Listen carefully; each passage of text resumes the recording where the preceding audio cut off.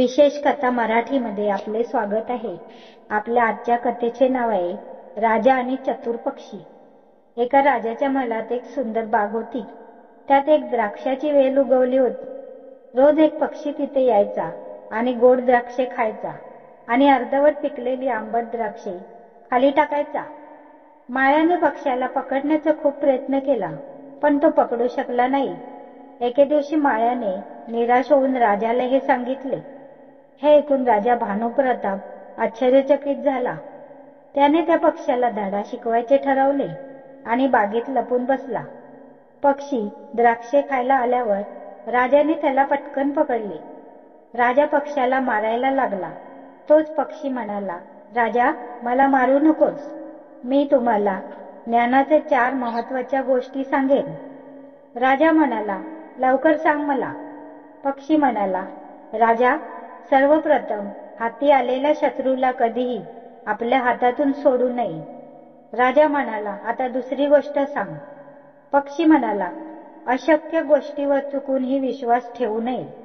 आणि तिसरी गोष्ट म्हणजे भूतकाळाबद्दल कधीही पश्चाताप करू नका। राजा म्हणाला, आता मला चौथी गोष्ट पटकन सांग। यावर पक्षी म्हणाला, चौथी गोष्ट म्हणजे खूप गूढ आणि रहस्यमयी आहे। मला थोडा सैल सोडा, कारण माझा जीव गुदमरतोय। काही वेळ निवांत श्वास घेतल्यानंतरच मी सांगू शकेन।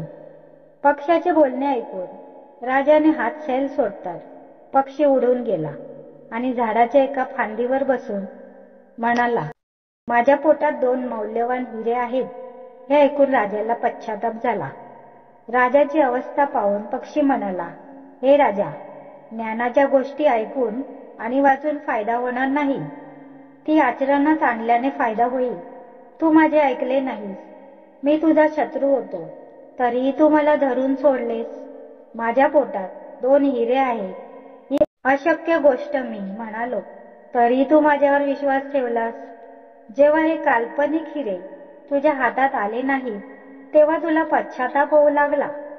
धडा: उपदेशांना आचरणात आणल्याशिवाय त्यांची किंमत कळत नाही।